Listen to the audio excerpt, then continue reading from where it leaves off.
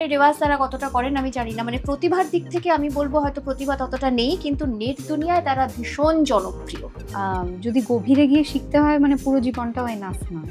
Life is a brief happening of a brief period, so even a life time is not enough, এটা আমি মনে করি।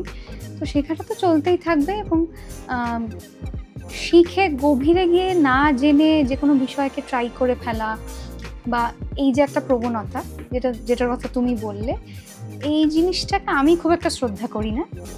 যে কোনো একটা সিনেমার গান যখন মুক্তি পায় তার জনপ্রিয়তা যেন খুব হঠাৎ করে বেশি হয়ে যায়। তো এটা নিয়ে কি কোনো তোমার অভিযোগ রয়েছে? বিগত 5-6 বছরে যদি কেউ খুব গভীরভাবে ফলো করে থাকে, আমার মনে হয় যে ইন্ডিয়ান মিউজিকে আগে যারা একটু পপুলার কালচার বলতেই সেই জিনিসটাতে বেশি প্রভাবিত হয়, দে ইউজ টু থিঙ্ক যে Indian music is all about Bollywood music. যে পুজোর সময় পুজোর গান বেরোতো, আলাদা করে ক্যাসেট বেরোতো, সময়ের সঙ্গে সঙ্গে এখন পুজোর গান সেরকম ভাবে বেরোয় না। কি বলবো, মানে পুরো পুরো বিষয়টাই অনেকটা কনজিউমার ড্রিভেন, তো সারা বছরই আমাদের গান বেরোচ্ছে। তো আলাদা করে পুজোর সময় মানুষ কেন অপেক্ষা করবে পুজোর গানের জন্য? কারণ এখন তো ওভারডোজ অফ কন্টেন্ট না, তো মানুষের তো সেই খিদেটা তৈরি হতে লাগবে একটা কিছুর জন্য অপেক্ষা করার জন্য। কোনো অপেক্ষা বলে কোনো জিনিসই তো নেই এখন। প্রথম যখন স্টেজ পারফর্ম করেছিলে, যখন প্রথম পারফরমেন্স ছিল তোমার, সে সময় অফকোর্স তখন ছোট ছিলে, নার্ভাসনেস তো একটা থাকবেই, সেটা কি ছিল? লিটল স্টেজ ফ্রাইট মানে ওটা যাদের থাকে না, দ্যাট ইজ অলওয়েজ দেয়ার, মানে একটুখানি, এবং ওইটুকু that feeling of butterflies in my stomach, ওই জিনিসটা কিন্তু আমার মনে হয় হেল্প করে।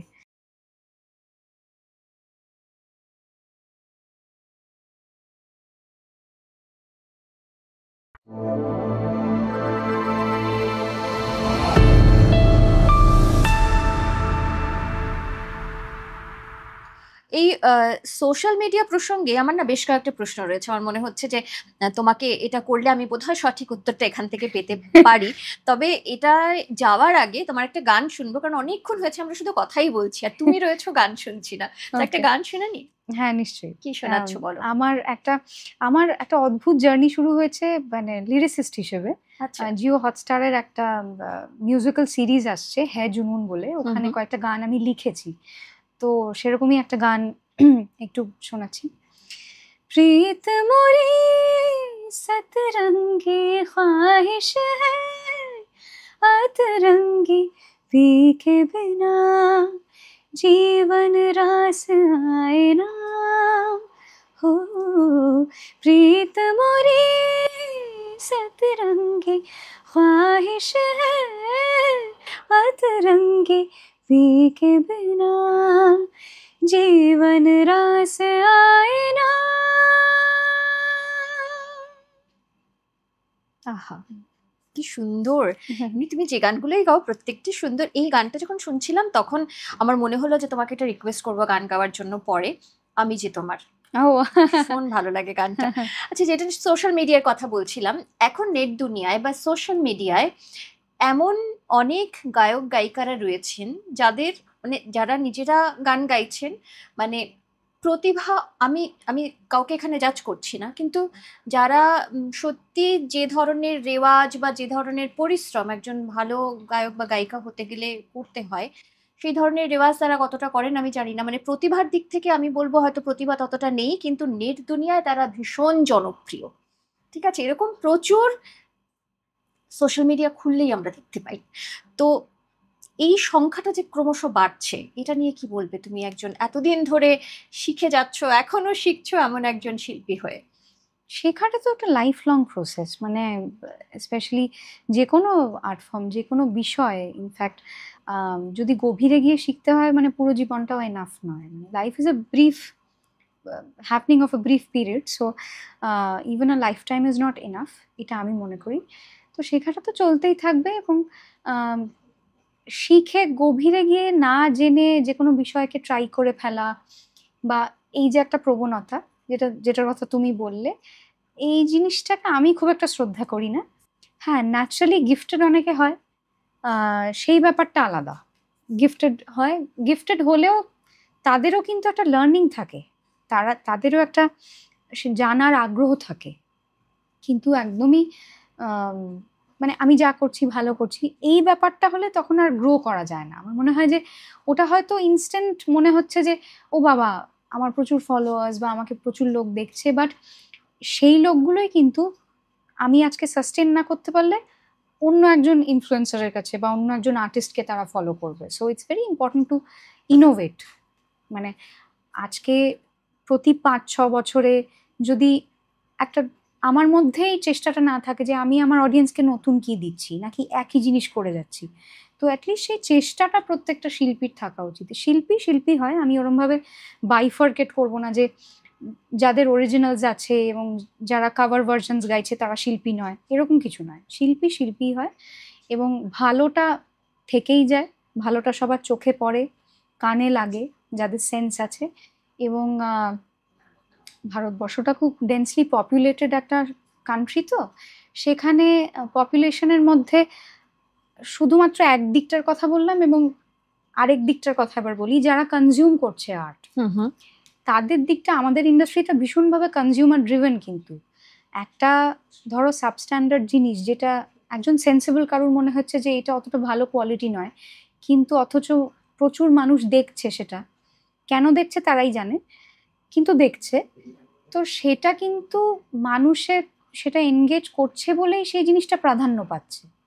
আজকে যদি মানুষ খুব বেছে কন্টেন্ট দেখে, এমনিতেই অনেক কিছু ছাঁটা হয়ে যাবে আমার মনে হয়। তো সেই বাছাটা হচ্ছে না, আর বাছা হচ্ছে না আরেকটা কারণ হচ্ছে আর কোনো মূল্য দিতে হয় না আজকাল এন্টারটেনমেন্ট পাওয়ার জন্য। ইউটিউবে সব কিছু ফ্রি, সব কিছু স্পটিফাই খুললে, হ্যাঁ যারা খুব শৌখিন তারা প্রিমিয়াম ভার্সন নিচ্ছে, কিন্তু সবাই তো নেয় না। তো সেই কারণে কোনো মূল্য দিতে হয় না, সব ফ্রিতে পাওয়া যায় বলে বাছাবাছিটা অনেক কম হয়। তো সেই কারণে substandard content can also flourish. এটার আর গভীরে আমি যাচ্ছি না। একদম তাই। আচ্ছা, সিনেমার গান সাধারণত হয়, সিনেমার গান নর্মাল যে সিঙ্গলস বা অ্যালবামের থেকে অনেক বেশি জনপ্রিয়তা পায়। এই যে তেমন ধরো তোমার যে জিএর সঙ্গে যে আপকামিং প্রজেক্টটা আসছে, সেখানে তুমি গান লিখেছো এবং অসাধারণ একটা সুন্দর গান তুমি কিছুক্ষণ আগেই গাইলে। কিন্তু যে কোনো একটা সিনেমার গান যখন মুক্তি পায় তার জনপ্রিয়তা যেন খুব হঠাৎ করে বেশি হয়ে যায়। তো এটা নিয়ে কি কোনো তোমার অভিযোগ রয়েছে? মানে এটা যে হয়, এটাকে তুমি কি করে অ্যাডপ্ট করো? না, এটাও কিন্তু আমার মনে হয় পাল্টাচ্ছে। মানে এটা, হ্যাঁ আমার মনে হয় এটা সাবজেক্টিভ। মানে আমার মতামত এটাই যে আগে এই জিনিসটা মানে বিগত 5-6 বছরে যদি কেউ খুব গভীরভাবে ফলো করে থাকে, আমার মনে হয় যে ইন্ডিয়ান মিউজিকে আগে যারা একটু পপুলার কালচার বলতেই সেই জিনিসটাতে বেশি প্রভাবিত হয়, দে ইউজ টু থিঙ্ক যে Indian music is all about Bollywood music.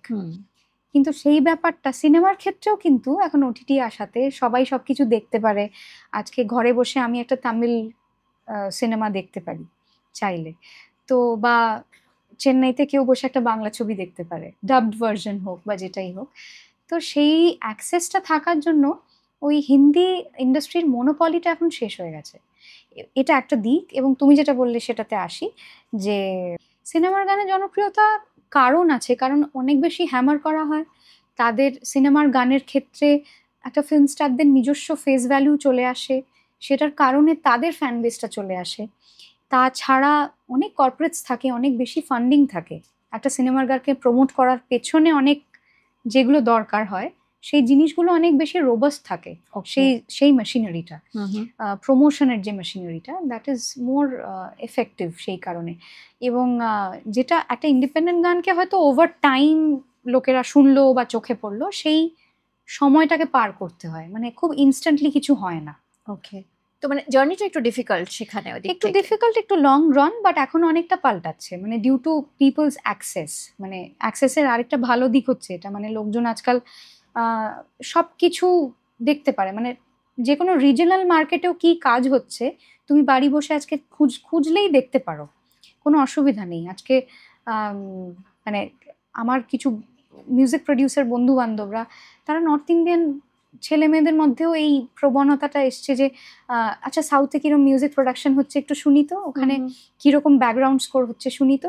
তো সবাই সবকিছু যে দেখতে পারে, এটাতে সবার ওই যারা পড়াশোনা করতে চায় তাদের কাছে কিন্তু এখনকার দিনে মানে it's a very good time, কারণ সবকিছু অ্যাভেলেবল।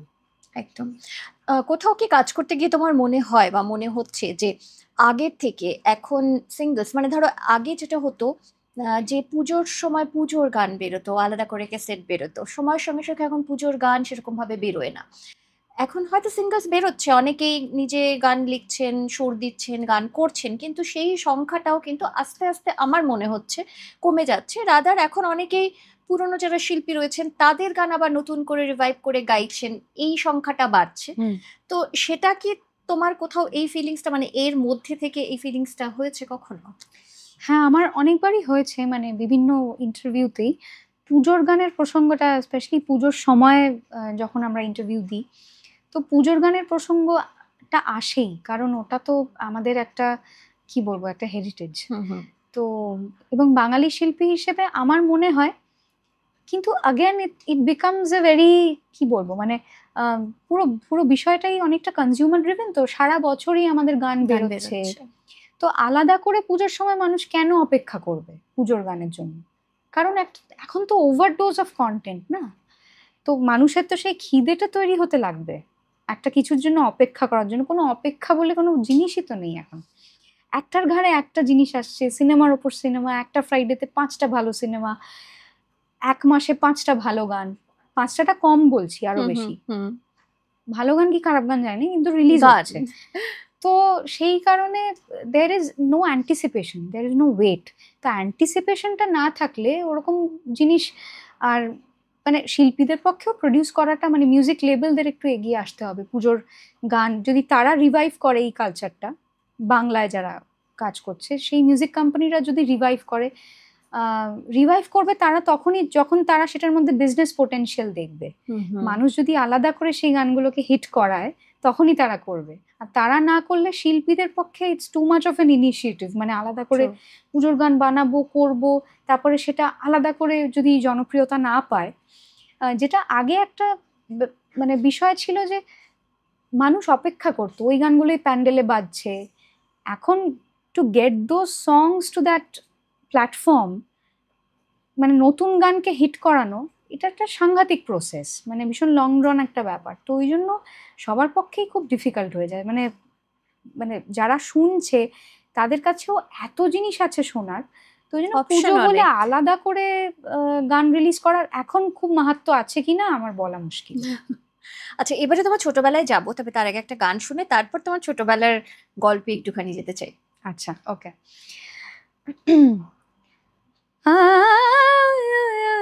बनारसिया, हाय बनारसिया, रंग में भंगया भंग में रंग बनारसिया, हाय बनारसिया, संग में जंगया जंग में संग बनारसिया, हाय बनारसिया।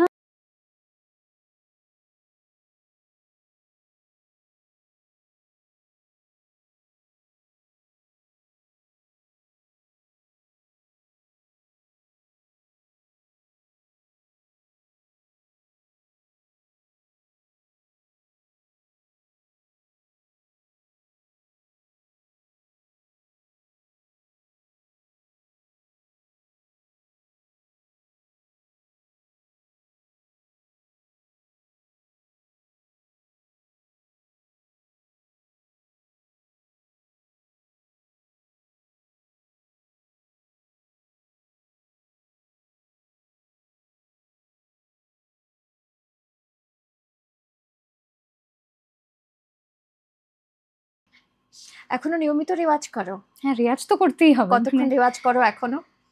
রেওয়াজটা ডিপেন্ড করে, মানে আমার যদি কোনো একটা দিন শো বা রেকর্ডিং এর প্রেশার থাকে তখন আমি একটু কম করি, বা সেদিনটা হয়তো স্কিপ করলাম, মানে গলায় কতটা প্রেশার পড়ছে সেটা অনুযায়ী। এবং সময়টা নিজে ভ্যারি করে নিই। যখন আমি ফাঁকা রয়েছি তখন দিনে 2-3 ঘন্টা চেষ্টা করি সেটা মেনটেন করার। সেটা অনেক সময় 1 ঘন্টাতেও নেমে আসে, সময়ের অনুযায়ী অ্যাডজাস্ট করতে হয়। মানে যেরকম কাজ রয়েছে তার উপর ডিপেন্ড করে একটু অ্যাডজাস্ট করে নাও। আচ্ছা, ছোটবেলায় যখন তুমি ধরো প্রথম গান শিখছো, মানে এই যে মানে গান শেখা, এগুলো কি বাবা মা তখন চেয়েছিলেন যে ছোটবেলাতে তুমি গান শিখবে, সেখান থেকেই কি জার্নি শুরু করেছো নাকি? অ্যাকচুয়ালি মা গান করতেন, তো সেখান থেকে ন্যাচারালি বাড়িতে ওরকম একটা আবহাওয়া ছিল, গানের পরিবেশ ছিল, এবং যেটা আমাকে আরো মানে আমার মধ্যে আদৌ এই সেন্সটা আছে কিনা সেটা ওরা ওদের বুঝতে এটা সাহায্য করেছে। কারণ গান চলতো, তারপর সেটা শুনে হঠাৎ আমি গেয়ে উঠলাম, তখন ওরা দেখেছে যে হ্যাঁ তো সুরে গান করে, গলায় সুর আছে, এটা তালের সেন্স আছে, তো বেসিক সেন্সটা একটু থাকতে হয়, পুরোটা ইনস্টিল করা যায় না। তো সেইটার থেকে তখন আমার একদম খুব মানে ছোট বেবি অবস্থাতেই তখন মা বাবা নিয়ে যান যে শাস্ত্রীয় সঙ্গীতের তালিমটা পেলে জিনিসটা আরো ঘষা মাজা হয়। তখন নিজের মধ্যে কোনো ক্রাফট অলরেডি থাকলে, সেটা সিড যদি থাকে, সেটা তখন whether it will become a tree or not in future, সেটা শিখলে তখন বোঝা যায়। তো সেটা যত্নটা, শেখাটা সবটাই ইম্পর্টেন্ট। তো সেই জিনিসটা I think it was a very wise decision on their part, যে ছোট বয়স থেকেই শিখতে দেওয়াটা। এবং আমার গুরুজি শ্রী জয়ন্ত সরকার, ওনার কাছেই আমার হিন্দুস্তানি ক্লাসিক্যাল মিউজিক এবং এই শাস্ত্রীয় সঙ্গীতের যে তালিম এবং ভোকাল যে গ্রুমিং, এই পুরো বিষয়টা ওনার কাছ থেকেই আমি, এখনও ওনারই আশ্রিত আমি। এবং আমার মার কাছে গাইডেন্স তো আছেই, তাছাড়া অবভিয়াসলি আমার যারা শুধু পরোক্ষভাবে নয়, মানে ইনডিরেক্টলিও যাদের গান শুনে বা যাদের দ্বারা আমি ইন্সপায়ার্ড, তাদের সকলকেই আমি গুরু মনে করি। একদম। তারপরে প্রফেশনালি গানটাকে বেছে নিলে, যখন তুমি রিয়ালিটি শো এলে, তারপর সেখান থেকে জনপ্রিয়তা বাড়তে শুরু করলো, তারপর ভাবলে এটাকে প্রফেশনালি তুমি নিয়ে এগোবে? অ্যাকচুয়ালি আমার ভাবতে হয়নি, কারণ রিয়ালিটি শো চলাকালীনই আমার কাছে বেশ কিছু রেকর্ডিং এবং প্রফেশনাল কাজ করবার কিছু অ্যাসাইনমেন্টস আসতে শুরু করে। তখন সেগুলো আসতে শুরু করায় ন্যাচারালি তখন কাজ এসছে, কাজ করেছি এবং বাড়ির থেকেও সেই সাপোর্টটা ছিল, সেটা নিয়ে ওই জন্য আমাকে কোনো বিরোধিতা তো অনেক দূরের কথা, মানে উল্টে আমি অনেকটা সাপোর্ট পেয়েছি। তো সেই কারণে সেই জিনিসটা নিয়ে ন্যাচারালি এগিয়েছি, মানে খুব যে ভাবনা চিন্তা করে এগিয়েছি তা না, যে ঠিক আছে মানে কাজ যখন করতে পারছি তখন এটা করে দেখি, এবং নিজেরও করতে ভালো লাগছে এরকম একটা জিনিস, সেটাই যদি আমার পেশা হয় তাহলে ওয়াই নট। সেই জিনিসটা ছিল আর কি। প্রথম যখন স্টেজ পারফর্ম করেছিলে, যখন প্রথম পারফরমেন্স ছিল তোমার, সে সময় অফকোর্স তখন ছোট ছিলে, নার্ভাসনেস তো একটা থাকবেই, সেটা কি ছিল? এখনো থাকে, মানে স্টেজ ফ্রাইটটা কমেছে, বাট লিটল স্টেজ ফ্রাইট মানে ওটা যাদের থাকে না, দ্যাট ইজ অলওয়েজ দেয়ার, মানে একটুখানি, এবং ওইটুকু that feeling of butterflies in my stomach, ওই জিনিসটা কিন্তু আমার মনে হয় হেল্প করে একটু অ্যালার্ট থাকতে। না হলে যদি আমি একেবারেই মানে পুরোপুরি ফ্রি হই, তাহলে দেয়ার ইজ আ চান্স যে আমি কিছু ইম্পর্টেন্ট কিছু, বা অতটা হয়তো আমি প্যাশনটা দিলাম না, বা অতটা যদি আমি একেবারেই ফ্রি থাকি। সো আমার মনে হয় যে little nervousness is good, too much is very bad, কারণ টু মাচটা কি হয় আমি জানি, কারণ I have been through that. So মানে আমার সাংঘাতিক ভয়ানক স্টেজ ফ্রাইট ছিল আর কি ছোটবেলায়। কিরকম একটা এক্সপিরিয়েন্স বলো? এক্সপিরিয়েন্স বলতে ওটা তো নিজের ভেতরে হয়, মানে ওটা খুব একটা যে তারপরে পারফরমেন্সে রিফ্লেক্ট করেছে তা না, পারফরমেন্স সেটা কখনোই করে না বলতে এটা আমি জানি করে, কিন্তু মানুষ বুঝতে পারেনি। আচ্ছা। তো হয়তো আমার যেটা মনে হয়েছে যে আমি ভয় না পেলে যেটা হয়তো 70% গাইতাম, সেটা হয়তো 30% গেয়েছি, কিন্তু সবাই ভালো বলেছে বলে সবাই বুঝতে পারেনি, ঠিকই তো আছে, মানে ভালোই তো হয়েছে। তো ওটা একটা নিজের ভেতরে একটা কনফ্লিক্ট চলে যে আমি ভয়টা কিভাবে কাটাবো, তো ওটা এখনো অল্প অল্প আছে, বাট ওটার রেমনেন্টস আছে আর কি একটু। ওকে। এমনি তোমার সঙ্গে কথা বলে যেটা মনে হচ্ছে তুমি খুব সফট একজন মানুষ, খুব বেশি ভাইব্রেন্ট নও মানে কথা বলার ক্ষেত্রে, কিন্তু যখন স্টেজে পারফর্ম করো তখন অন্যরকম একজন অন্বেষা কে দেখতে পাওয়া যায়, যে খুব ভাইব্রেন্ট, যে খুব ফ্ল্যামবয়েন্ট টাইপস এরকম। তো সেটা কি করে, মানে স্টেজে গেলে কি ওইটা তুমি নিজের মধ্যে থেকেই নিজে অ্যাডপ্ট করে নাও নাকি? স্টেজে গেলে ওটা করতে হয় না, মানে অটোমেটিক্যালি যখন লোকজনের এনার্জিটা আসে, আমার ব্যান্ডমেটসদের দেখি যে ওরা খুব এন্থু নিয়ে বাজাচ্ছে, এবং যখন আমাদের ইন্ট্রোডাকশন মিউজিকটা শুরু হয়, যখন ইভিটা শুরু হয়, ওই যে একটা আবহাওয়া তৈরি হয় না, পুরো জিনিসটা মিলিয়ে হয় বিষয়টা। ওটা আমার শুধু একার ইনপুট নয়, মানে আমার ইনপুট তো আছেই, কিন্তু সবটা মিলিয়ে ওই যে মিউজিকটা তৈরি হয়, সবার সঙ্গে, আমার ব্যান্ডমেটসদের সঙ্গে আই কন্ট্যাক্ট, লোকজনের সঙ্গে আই কন্ট্যাক্ট, তাদের চিৎকার, এনথুজিয়াজম, সবটা মিলিয়ে যে একটা কালেকটিভ এনার্জি তৈরি হয় স্টেজের ওপর, সেটার এফেক্টে আমার মনে হয় যে automatically it's a different persona. শুধুমাত্র আমার ক্ষেত্রে না, অনেক আর্টিস্টের ক্ষেত্রেই আমি দেখেছি তারা এমনি রিয়েল লাইফে খুব চুপচাপ, খুব introvert, but it's a different persona when they perform. একদম, সো ওটা হয়, দুটো আলাদা মানুষ মনে হয় হ্যাঁ তখন। একদমই। এটা আমাকে অনেকে বলেছে যে আরে তোকে তো চেনাই যায় না Exactly. স্টেজের উপর। এমনি তুমি পার্সোনালি কি ইন্ট্রোভার্ট? একদম ভীষণ। খুব choosy? I am devastatingly shy and introvert. Choosy, হ্যাঁ চুজি আমার মানে নিজস্ব বন্ধু বান্ধব এবং ফ্যামিলি সার্কেলের মধ্যেও ওটা ভীষণ ছোট রাখতে আমি পছন্দ করি। তো ওই ব্যাপারটা একটু চুজি আর কি, মিশি সবার সঙ্গেই, বাট ওই পার্সোনাল লাইফের ওই গণ্ডিটা একটু ছোট রাখতেই পছন্দ করি। ওকে, আচ্ছা গল্প তো হবে, কারণ অনেকগুলো প্রশ্ন মাথার মধ্যে এবারে ঘুরছে, আচ্ছা। আস্তে আস্তে আরো বাড়ছে, আড্ডা জমছে। আড্ডা জমছে। কিন্তু তার আগে একটা গান শুনি, ততক্ষণে আমি কোয়েশ্চেন্স গুলোকে একসঙ্গে একটুখানি জড়ো করে নিই। তাহলে আমার একটা বাংলা হিট গান গাইছি। একদম। বড় ইচ্ছে করছে ডাকতে, তার গন্ধে মেখে থাকতে, কেন সন্ধে সন্ধে নামলে এসে পালায়, তাকে আটকে রাখার চেষ্টা আরো বাড়িয়ে দিচ্ছে তেষ্টা, আমি দাঁড়িয়ে দেখছি শেষটা জানলায়। বোঝে না সে, বোঝে না, বোঝে না সে, বোঝে না, বোঝে না সে, বোঝে না, বোঝে না সে, বোঝে না, বোঝে না, বোঝে না, বোঝে না, বোঝে না, বোঝে না, বোঝে না। বহুবার শোনা হয়েছে গানটা, আরো একবার শুনলাম অ্যাজ ইউজুয়াল, ভীষণ সুন্দর। আচ্ছা এই যে ধরো তোমার এই গানটা শুনতে শুনতে মনে হলো যে তোমার গায়কের সঙ্গে, এই কোয়েশ্চেনটা বোধহয় তুমি বহুবার শুনেছো, বেশিরভাগ সময় তুলনা করা হয় শ্রেয়া ঘোষালের, কোথাও একটা মিল রয়েছে এবং তার আওয়াজের কোথাও একটা ইমপ্রেশন রয়েছে তোমার গায়কিতেও। তো এটা কি তুমি খুব কমপ্লিমেন্ট হিসেবে নাও, নাকি কিভাবে নাও, কিভাবে দেখো এটাকে? কমপ্লিমেন্ট হিসেবেই নিই, কমপ্লিমেন্ট হিসেবেই আমার মনে হয় নেওয়াটা স্বাভাবিক, কারণ she is one of the finest artists of our country, এবং এমন একজন শিল্পী, generation wise also she is the closest I feel, মানে জাস্ট আমার ইমিডিয়েট আগের জেনারেশনের, এবং আমাদের স্কুল টাইমের থেকে Sunidhi Chauhan and Shreya Ghoshal, this two girls have been iconic, যারা ওই সময় থেকে তারা অবশ্যই, আমরা যখন স্কুলে পড়ি তখন, আমি যখন স্কুলে পড়ি তখন ওরা উঠতি এবং গান হিট হতে শুরু করেছে, এবং আস্তে আস্তে তারপর ফলো করা শুরু করি। তো I have grown up on their songs. তো এরকম কারোর সঙ্গে কম্প্যারিজন হওয়াটা ইটস অ্যান অনার বলি আমার মনে হয়, এবং আমি তো কমপ্লিমেন্ট হিসেবে নিই। প্রফেশনালি আমাকে কিছু কম্পোজাররা বলেছিলেন যে মানে কারুর একটু বেশি ইনফ্লুয়েন্স থাকলে সেটা থেকে বেরিয়ে আসতে পারলে তোমার ভালো, মানে তোমার ক্যারিয়ারের জন্য ভালো। তো সেটা আমি তখন তাদের কথা শুনেছি, বাট এমনি যখন কেউ এসে বলে, এখন খুব একটা বলে না, আর একদম শুরুর দিকে বেশি বলতো, তো তখন ভালোই লাগে, ভালো লাগে অফকোর্স। যে তুমি যখন মানে আস্তে আস্তে ধরো নিজের একটা পরিচিতি তৈরি করছো, তখন তো অনেক স্বপ্ন থাকে যে ধরো আমি এই শিল্পীর সঙ্গে গান গাইবো, এই শিল্পীর সঙ্গে স্টেজে পারফর্ম করব একসঙ্গে, সেরকম কি কি স্বপ্ন ছিল যেগুলো ইতিমধ্যেই সত্যি হয়ে গেছে?